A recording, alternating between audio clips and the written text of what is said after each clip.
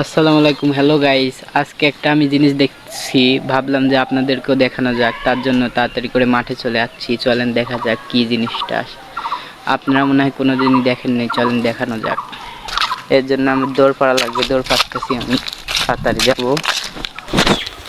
তো আপনি একটু অপেক্ষা করেন। যে জিনিসটা আজ পর্যন্ত দেখেননি আপনাদেরকে আমি দেখানোর জন্য খুব কষ্ট করে দৌড় পাড়তেছি। পড়ায় চলে আসছি, তো দেখেন জিনিসটা কি। দাঁড়ান তুলে নিই। তো দেখেন এই জিনিসটা হলো হোয়াইট ডায়মন্ড।